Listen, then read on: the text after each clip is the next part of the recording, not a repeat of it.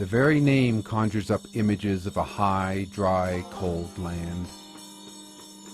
The high, snow-swept Himalaya, the rooftop of the world.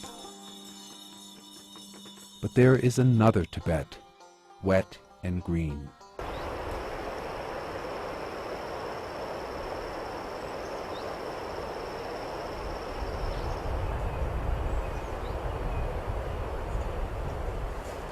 This forested Tibet is where a wonder-filled, huge nature preserve was just created through bold action by the government in Lhasa with support from Beijing. A few of us from outside have had the privilege of working with the Tibetan people and government in this task.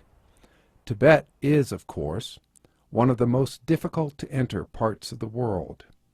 Where this new nature preserve was created is one of the most difficult to enter parts of Tibet. Few outsiders have seen the valleys we are about to see. They are some of the most spectacular on the planet. Our team from Future Generations traveled through the valleys for 6 years, engaging the local people in the design of the park. Let us explore the valleys together. What we will see will be some of the first views of this region ever shown in the outside world. This hidden area lies in southeastern Tibet, just north of India and Burma. The 4 rivers that start here in the Tibetan highlands are some of the most important in Asia: the Yangtze, the Mekong, the Salween, and the Brahmaputra or Tsangpo. These 4 valleys have towering mountains, and the gorges below are steep and deep. Nowhere else is the land rumpled on such a scale. This region is still wild and forested, and the reason is that the mountains and rumpled landscape protected the valleys. But the mountains can no longer protect the wilderness, and so conservation action had to be taken. What has been started is one of the largest, most complex conservation challenges in the world. The Tibetan government has protected the region under the 4 Great Rivers Ecological Protection Plan. For short, we call this the 4 Great Rivers Nature Preserve. It is a huge area, the 4th largest protected area in the world, covering a total region equal to Italy or Washington State. The work is just beginning, but despite the size of the region and the human pressures upon it, conservation is off to a good start.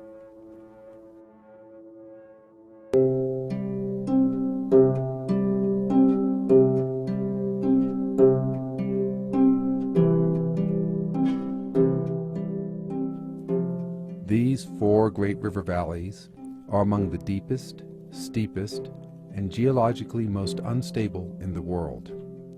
The deepest of them, that of the Brahmaputra or Tsangpo River, as it is called in Tibet, is in fact the deepest valley in the world, 4 times deeper than the Grand Canyon. The altitude difference between the valley bottom and the mountaintops on either side exceeds 22,000 feet. The rumpled geography, in addition to protecting the land from outside development, creates a dazzling concentration of ecosystems. Here, ecosystem diversity ranges from tropical habitat at the bottom of the deepest valleys, up through subtropical, temperate, and alpine biomes, to Arctic-like summits on the high peaks. The ascent from the bottom of the gorge to the top of the peaks is 4 vertical miles. Traveling this distance covers as many life zones as traveling the 5,000 horizontal miles from the Caribbean to the North Pole. Much of the habitat diversity of Asia is compressed here into these 4 valleys. In some areas, 80% of the original forest cover still survives. And in these forests, thankfully, still survive over 30% of all the flora and fauna species found in mainland Asia. Here in the Four Great Rivers Nature Preserve is Asia's largest, best preserved living museum of what once was the wild Asia that existed before human populations started to grow. The variation in rainfall is as extreme as the topography. In some years it may be sunny for only a handful of days. Rainfall may exceed 200 inches of annual precipitation. In contrast, just a valley or two away, behind the rain shadow of towering mountains, the climate is true desert. The Four Great Rivers Nature Preserve is a mosaic of ecological complexity and spectacular environments.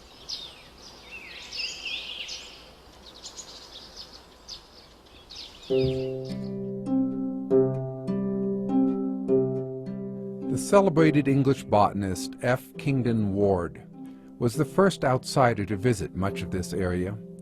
2/3 of a century ago, before the era of documentary films, he described it, "Taken as a whole, this is one of the botanical treasure houses of the world." Kingdon Ward was trying to find a way to place the scale of mega biodiversity of this region. It is the meeting ground of two biological hotspots, the special term reserved for those 25 spots of the world that have the highest numbers of biological species. Two hotspots join in the Four Great Rivers region, bringing together an estimated 7,000 species of vascular plants, over 400 species of birds, and 150 species of mammals. The flowering plants of the area brought Kingdon Ward. Walking in his footsteps through these jungles and alpine meadows is one of the great joys of my life. Rhododendrons, poppies, gentians, saxifrage, and orchids. The rhododendrons, though, are my favorites. Of the 600 species of wild rhododendrons in the world, 1/3 are found here. Hiking up a single mountain slope can reveal more than 50 different species. We humans think of rhododendrons as strictly ornamental plants with splendid flowers. But birds and mammals in these Tibetan forests like the nectar that is found in the flowers. Climbing through the rhododendron forests reveals waves of insects and birds feeding in the trees, larger mammals feeding on the fallen blossoms on the ground, or even larger mammals climbing into the trees to feed on the flowers.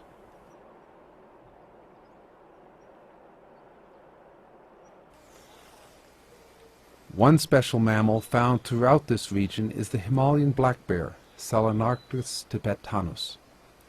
This bear lives on the steep forested slopes up to the tree line. It is a smallish bear as the world bears go, but don't underestimate it. Even a fattened male at the end of the summer, one that may weigh 500 pounds, can climb trees with agility.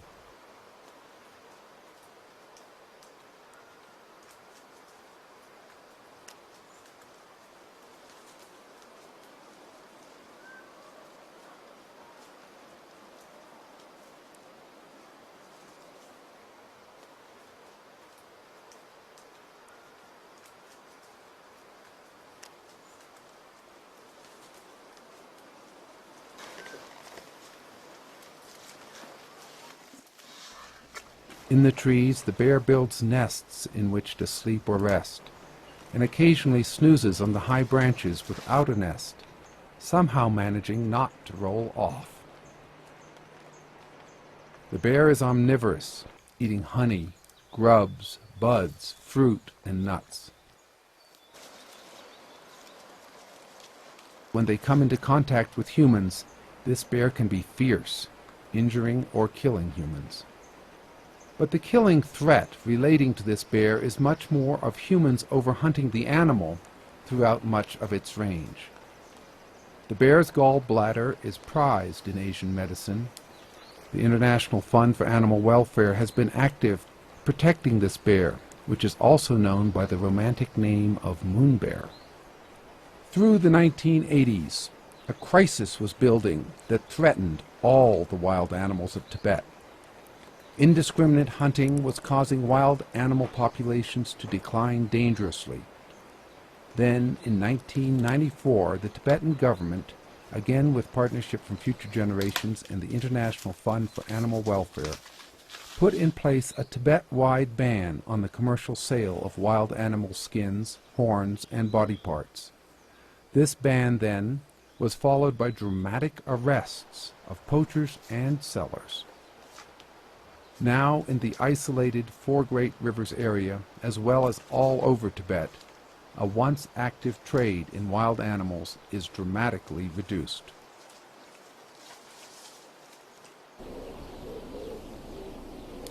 The birds of these valleys are many in number, and also some of the most beautiful and soundful in the world. 1/5 of the world's babblers and laughing thrushes are in these forests. The great Tibetan baybacks is a splendid representative of the babbler laughing thrush family. It is found only in Tibet, usually feeding in low bushes and thickets on berries, buds, and grubs.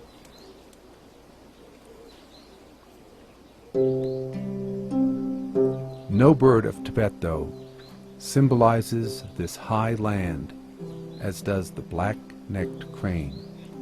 The black-necked crane could be considered the flagship bird of Tibet. In the winter, the cranes move south, heading mostly to the stubble, harvested fields along the Tsangpo Brahmaputra River.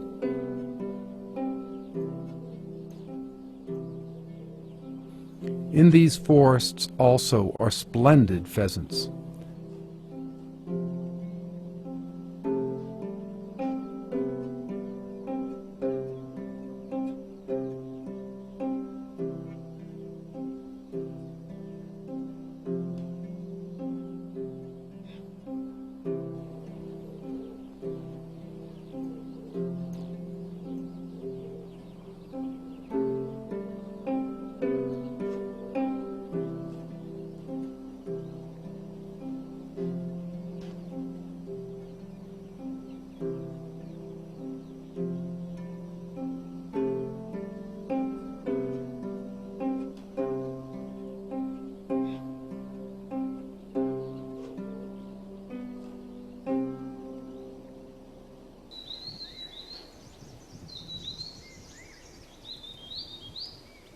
These wonderful fir forests of the easternmost valley of the Four Rivers area are home to one of the most special monkeys in the world. The black, snub-nosed monkey is closely related to the famous golden monkey of Sichuan, China. This very rare species lives at the highest elevations of any primate except humans, surviving to the tree line at 4,300 meters or 14,000 feet. The black and white snub-nosed monkey has a tight habitat niche because its primary food is the hanging Bryoria lichen of these fir forests. The lichen, which looks like what we call Spanish moss, works as a primary food source because it is available all year. But to find enough, the monkey must range over considerable distances. In the spring and summer, the monkeys add to this lichen diet buds, berries, and grubs. However, their home is the fragile, slow-growing, high-altitude firs that are the most highly sought tree for timber. Thus, to protect this extremely rare monkey, this highest living of all primates except ourselves, requires that action protect these high-altitude forests. These high forests are remarkable not only because they stabilize the top slopes and prevent a domino effect of collapsing land, not only because they are home to this unique, highest of all primates, but also these high forests are themselves the highest forests on Earth. Nowhere else do we find trees growing at elevations over 15,000 feet. Saving the forests, though, means saving individual trees. Consider the giant cypress. This very rare tree is found in the wild only here in the Four Rivers Nature Preserve, and then only in a specific habitat along the Tsangpo Brahmaputra River. Here is a grandfather specimen of this almost extinct species. This grandfather tree is between 2,000 and 2,500 years old, 165 feet high and nearly 20 feet in diameter. Just a few miles from the giant cypress is a giant mulberry tree, a squat tree of phenomenal girth. While only 50 feet tall, this tree, lovingly tended inside the walls of a village, is nearly 15 feet in diameter and 2,000 years old.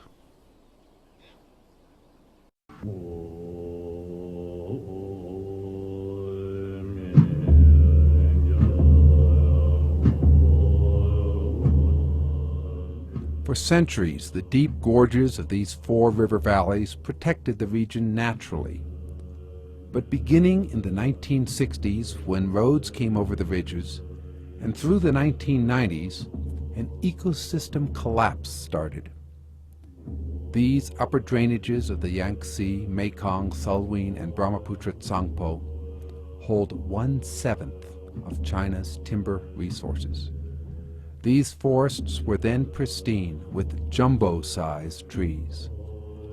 The area was an obvious source to feed timber into China's rapidly expanding economy.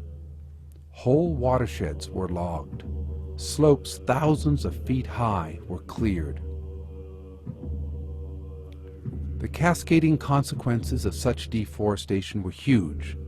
Destabilization of the slopes was launched that led to massive topsoil runoff and landslides during the rainy season. In 1998, thousands of people died in China from this flooding and huge sums of investments were lost. The message was clear: stop the clear-cutting upstream. The government of China acted forcefully. Not only was the cutting stopped, but also massive reforestation was started on the exposed slopes. The Four Great Rivers Ecological Protection Plan had been under development for several years, and with the flooding, its thoughtful ecosystem perspective was embraced. The flooding, while terrible, prompted protection.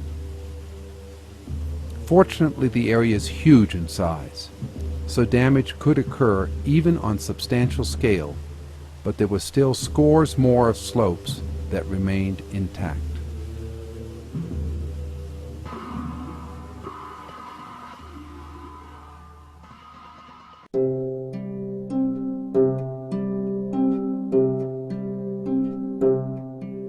Tibet is not an easy place to live, for plants, or animals, or people.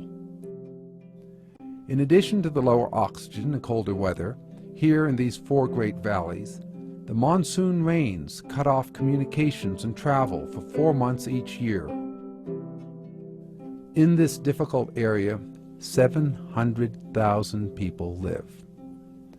The area comprises 2 whole prefectures of Tibet, Chamdo and Linzhi. The challenge of creating a better life is especially hard when there is less oxygen, colder weather, broken roads, and there are so many special biological treasures that must be protected.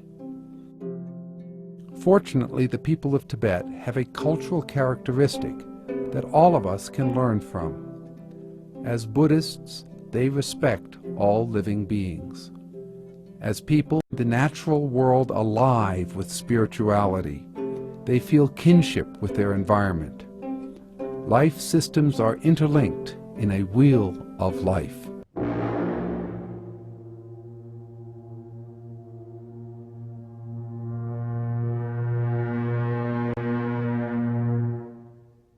Drawing on this cultural tradition, a new type of administration has evolved in Tibet to protect the land. The Tibetan approach builds from the local people. They become the wardens, administering the land through local government structures. In this vision, community-based development goes hand in hand with nature conservation. In many and exciting ways, Tibet, with the highest mountains in the world and some of the most special ecology, is a leader in protecting the environment. In 1985, less than 1% of Tibet's area was protected. By the year 2000, 14 nature preserves protected 28% of the land. Now, with the creation of 4 Great Rivers Preserve, 42% of Tibet's land has included conservation. 4 Great Rivers Nature Preserve demonstrates how local people, officials, and experts are starting to act together to protect the environment and improve the livelihoods of people. Creating such a new life balance will not be easy, but the task shows promise of succeeding. What is important is that the local government and people have taken on this vision. They need international help from more than groups like International Fund for Animal Welfare and Future Generations. This is a global resource and a lesson of worldwide relevance.